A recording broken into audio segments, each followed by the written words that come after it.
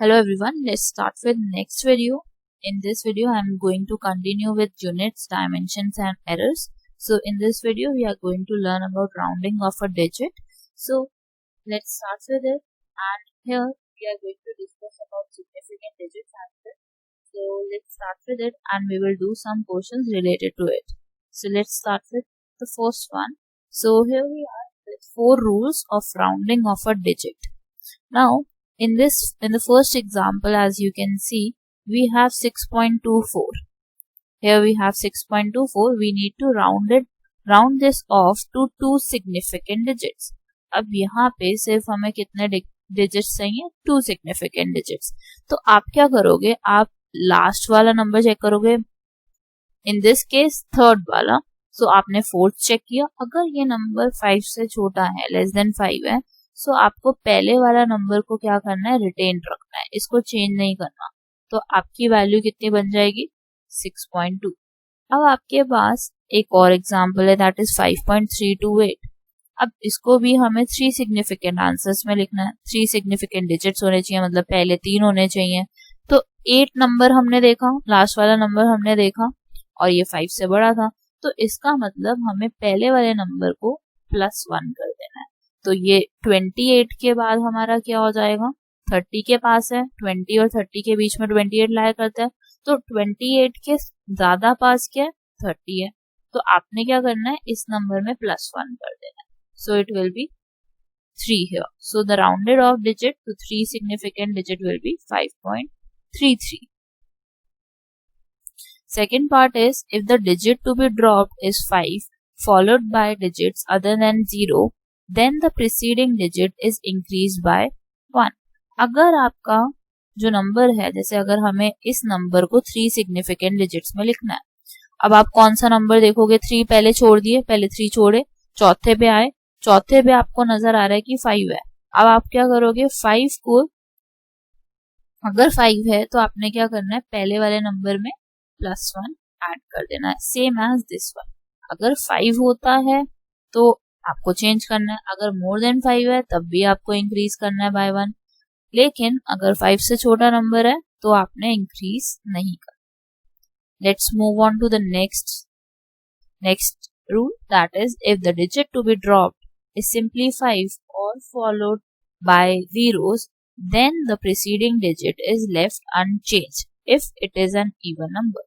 अब देखो यहाँ पे आपको नजर आ रहा है कि 6.250 दिया हुआ है. अब हमें इसको 2 सिग्निफिकेंट डिजिट्स में करना है. 2 सिग्निफिकेंट्स का मतलब कि पहले 2 होने चाहिए. अब हमने देखा यहाँ पे नंबर तो 5 है, लेकिन इसके पीछे क्या लगा हुआ है? दैट मैटर्स, 0 लगा हुआ है. जब 0 लगा हुआ है और आपका ये वाला नंबर जो है ये इवन नंबर है, 2 जो है हमारा इवन नंबर है, तो आपने उसको अनचेंज ही छोड़ देना है. It will B 6.25. और 6.25 अगर आप 2 सिग्निफिकेंट डिजिट्स में लिखोगे देन इट विल बी 6.2, क्योंकि यहाँ पे हमें नंबर दिख रहा है 5 है, तो उसको हमने अनचेंज रखा और इट विल बी नाउ 6.2. अब नेक्स्ट देखते हैं 6.35 है. अब देखो इसमें फर्क क्या नजर आ रहा है? ये जो 3 है हमारा, ये ऑड नंबर है. अब ऑड नंबर है तो आपने इसको क्या करना है? बाय 1 इंक्रीज कर देना. अगर इसके पीछे 5 होगा तो आपने क्या करना है? पहले वाले नंबर में +1 कर देना. सो it will B 6.4 in 2 significant digits. तो बस इवन नंबर और ऑड नंबर का ध्यान रखना है इसमें, और अगर उसके बाद 5 है तब इवन और ऑड का ध्यान रखना है, otherwise it is not necessary. Let's do some examples based on this. So the question says, round off the following numbers to 3 significant digits. अब हमारे पास पहला नंबर है 15462. अब इसमें हमें चाहिए 3 सिग्निफिकेंट. 3 सिग्निफिकेंट से हमें क्या समझ आता है कि फर्स्ट 3. तो फर्स्ट 3 देखो यहाँ पे हमारे पास है 154. फर्स्ट 3 है हमारे पास 154. हमारा जो फोर्थ डिजिट है वो 6 है. हमें 6 को चेक करना है कि ये 5 से बड़ा है या छोटा है. तो 5 से बड़ा है. इसका मतलब किसमें चेंज आना चाहिए? हमारा इसमें चेंज आना चाहिए +1 से. So my 3 significant digit will be 15,500. Now you can see, you should remember the last topic we did. So in that case, we have trailing zeros. Trailing zeros are not considered to be as significant digits. So therefore, we have 3 significant digits in this case. Now, the next one we have is 14.745. So we need first 3 digits. So we will check this state. So we have 4 here. It is lesser than 5. So the number ahead of 4 will remain unchanged, and my answer will be 14.7 into 3 significant digits. Now let's check for the C part.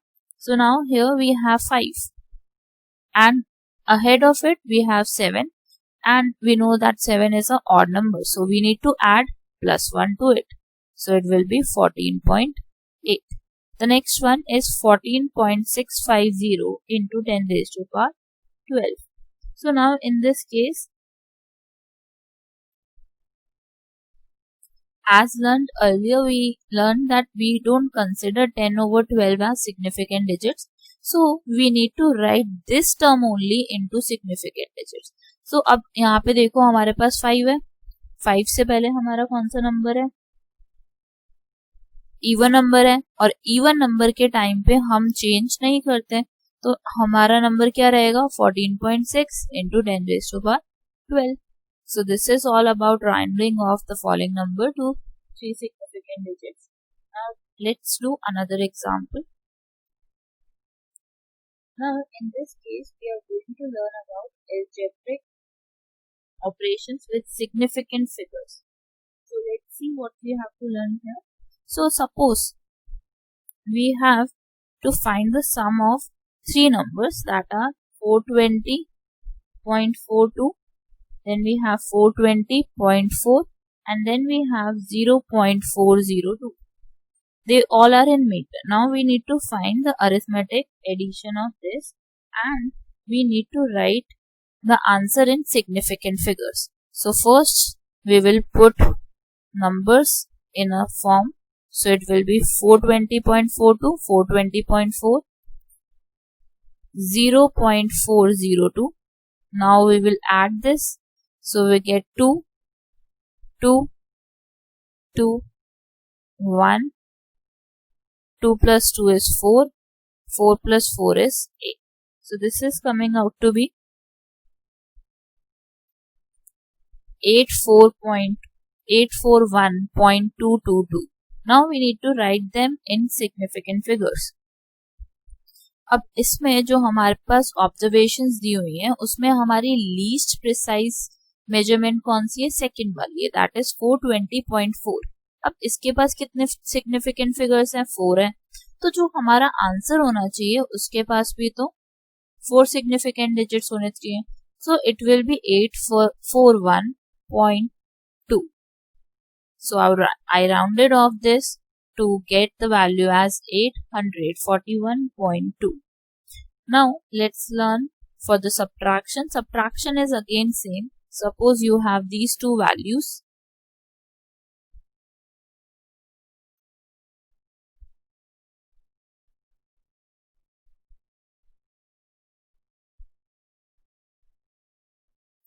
So my answer would be 42 take away 34, it will be 0 here, and this will be 8 here, 0.20.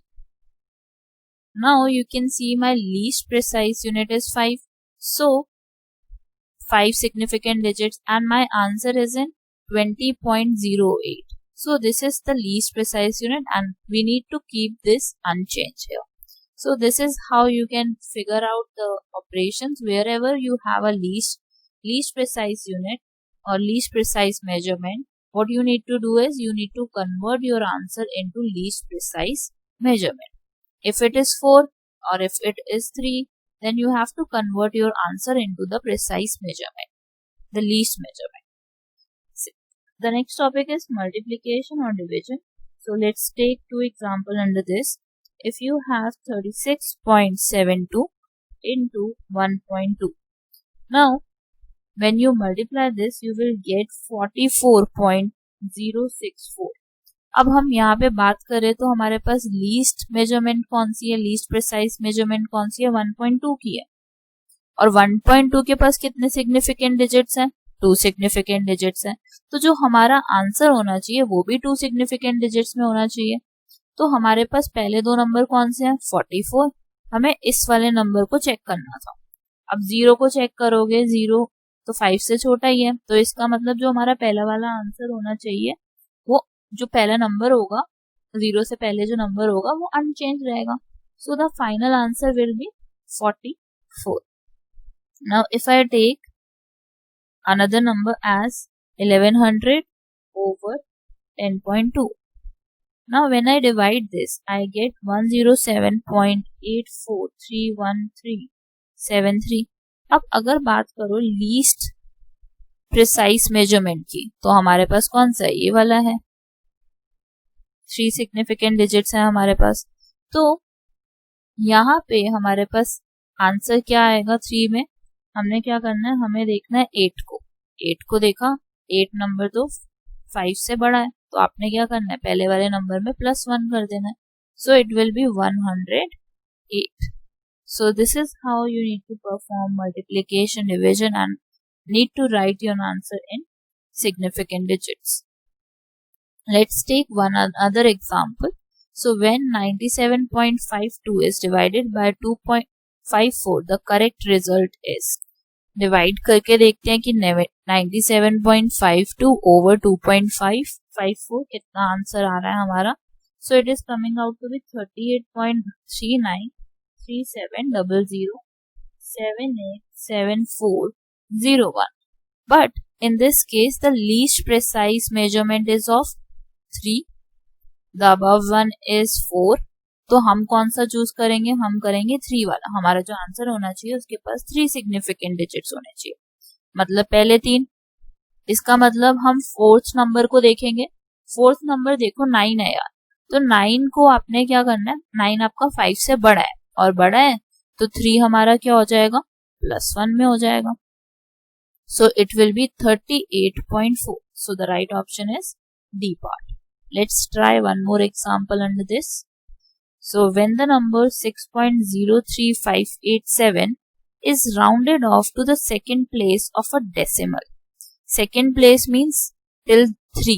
So if we have 0.63587, now we need 2 decimal places. Now in this case you need to look for the number 5 here. After 3 we have 5. अब 5 से पहले हमारे पास कौन सा number है, odd number है, और odd number में हमें क्या करना होता है, +1 करना होता है। अगर ये इवन होता तो हम ना करते, but if it is odd so you need to add 1 to the preceding number. So it will be 6.04. That is B part. So that's your answer to example 2. And thank you for watching this video. Please like, share and subscribe my channel. Thank you for watching this.